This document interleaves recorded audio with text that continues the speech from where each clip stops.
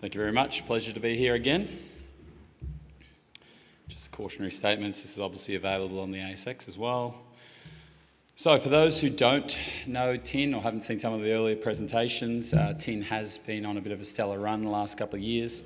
This is a bit of research that was done by Rio Tinto and MIT University a couple of years ago. When it came out, people probably thought it was a little bit of an academic exercise, but certainly how the tin markets have reacted in the last couple of years certainly has proved that to be quite correct. What it shows is that tin was most sensitive and I guess impacted by this electrical revolution that's currently happening around the world, and certainly outranks a number of commodities and minerals that people would much quicker reference when they're asked about battery minerals and technology minerals. Tin is used in pretty much all electronics to some degree. It is called a spice metal because it is in everything in small quantities. It is still quite a small global market, but certainly extremely important and pretty much without any substitution. Tin price, as I said, has gone on a stellar run, hit $50,000 US dollars per tonne that week when nickel went crazy, pulled back a little bit, but still extremely strong. Over $40,000 still in London and over $50,000 still in the Shanghai exchange, with quite a large arbitrage happening there. The reasons for that: firstly, the market's been in deficit for about 5 years now, and in addition to that, all known global stockpiles are at pretty much a couple of days' worth of supply. The US, which used to hold very large strategic stockpiles, is down to about 4,000 tonnes in the last USGS report, and certainly there are no known other strategic stockpiles there. So it is a market in absolute distress right now. Why is it in distress? The chart on the right here shows all the global producers of tin are struggling to even maintain their current production, let alone delivering tonnes into what is quite a strong growth sector moving forward. China's the largest producer, hasn't been able to increase their market share or their production for about 20 years now. Indonesia's rapidly dropping off. Some tonnes came in from Myanmar to prop the market up in the last 10 years, but those tonnes already appear to be dropping off. And certainly security of supply, none of the countries listed there as major producers give much of the Western manufacturers much confidence in that supply chain. So this is a new slide that's hit it's very fresh data, but from the International Tin Association, who are the major forecasters in the region. This shows the growing deficit in the tin market. So this has all known and forecast projects coming online there on the supply in the black, and with the demand forecast by the ITA in the yellow.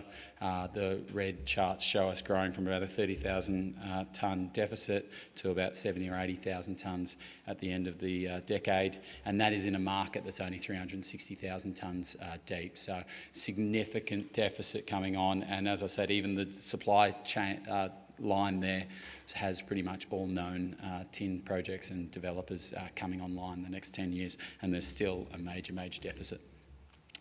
For us, our major project is in Andalusia in the south of Spain. It's the Oropesa deposit. We picked it up a couple of years ago. It is in Andalusia, as I said, which is the province you want to be in Spain. About 50% of Spain's mineral exports come out of Spain, and certainly some very large miners in the area as well. Being the Matza project, which Samphire just bought into, is about 60 k's away, as well as First Quantum and with the Cobre Las Cruces project and the Rio Tinto copper mine owned by Atalaya. So major projects. Since we took control of the project, we did a very large infill drill campaign which lifted our mineral resource by 50%. It also upgraded the confidence of the deposit. 88% of our deposit now sitting in the measured and indicated category. We're taking this project through a DFS right now, the goal to produce JORC ore reserves. So having that geological confidence up in the measured and indicated is critical for us. In terms of this program, we also identified a lot of extra mineralisation close to the surface, with 5 million tonnes within 100 metres of surface. This is planned to be an open cut deposit. We also recently just put out an optimisation study, which of the 19 million tonnes of resource, 15.5 came inside the pit shells. We've done it quite a conservative tin price of 32,500 compared to the current spot price over 40,000 and 50,000 in China. This optimisation study is fully aligned with the regulatory approvals that we also just submitted. We just submitted our mining licence application and our environmental impact assessment with the goal of getting issued our mining licence in the next 12 to 18 months. As you can see here, we also can get a couple of extra years mine life if the tin prices hold up to currently where they are. We've got about 13 years of mine life currently in this mining schedule. As I said, we upped the scale of the project, 1.25 million tonnes mining rate. That's about 1 million tonnes going into the front of the process plant after ore sorting, producing about 3,300 tonnes of tin metal per year.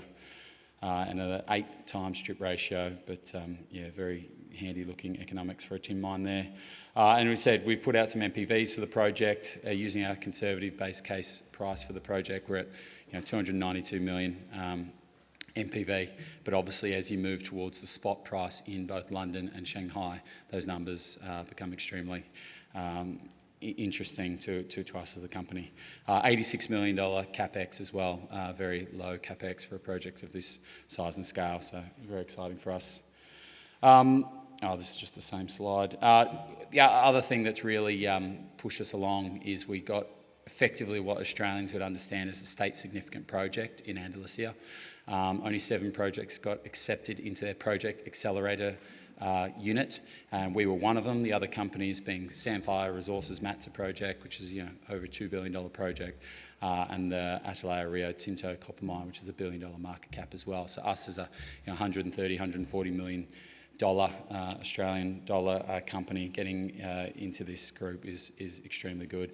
A lot of support from the government, not only coordinating our regulatory submissions, but also giving us a full-time engineer and a few other things on our side of the table. So a lot of support from the government to push this project along.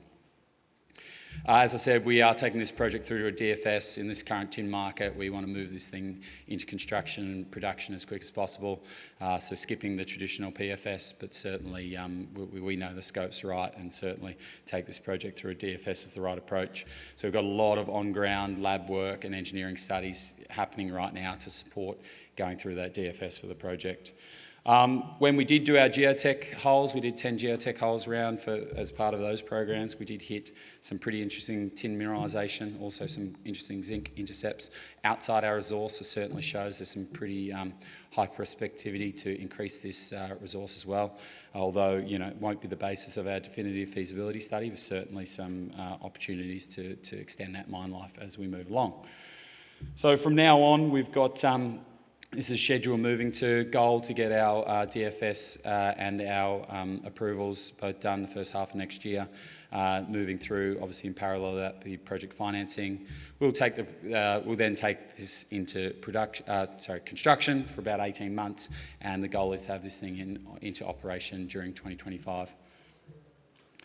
We also have our historic project, which is our Cleveland Tin project in Tasmania. It is an old operating tin mine, ceased in about 1988. It's got a decent looking resource there. We have done some drilling there in the last few years to get that resource better defined. It does have some pretty interesting tungsten grades and resource. It's just sort of been tagged at depth as well. So certainly interesting on both those fronts for us. It is an old operating mine. You see we've got 500 metres of historic underground workings, about 150 metres up from the portal entry, 350 metres down. As I said, there's a lot of resource that hasn't been mined through there that we'd plan on mining. But we have also identified some interesting mineralisation along strike and within the existing resource. We currently have the drill rig spinning down there, including today. We're doing our 4th out of 5 holes, certainly to try to identify some of the extra mineralisation. And obviously, if we hit that mineralisation, we'll be taking that through to get the drill rigs down there, resource it up, take this thing through some of the formal studies and get a second project underway as well. As for the corporate side, we're about 130, 140 million market cap. We're having $7 million worth of cash thanks to the exercising of options that completed in April. We have a good share register. Our non-exec chairman, Andy Gregg, is our largest shareholder at 12.5%. And there's a number of other shareholders listed there on that list, but very good support from our current shareholders. No debt, and an EV of about 130 million. Here's our board. As I said, Andy is a great supporter of the company, both financially as a shareholder. Also, he ran Bechtel Metals and Mining for 15 years and was an employee for 35 years, so deep knowledge and interest in the delivery of major projects. Talks about $500 billion worth of projects over his career. Brett Smith, non-executive director, currently the executive director of Australia's largest tin company, Metals X. Calvin Tracy and Corey Nolan also as NEDs there as well. Corey's presenting after me, so I won't talk too much about him for Platina Resources. And that's it. Thank you very much. Thank you, guys.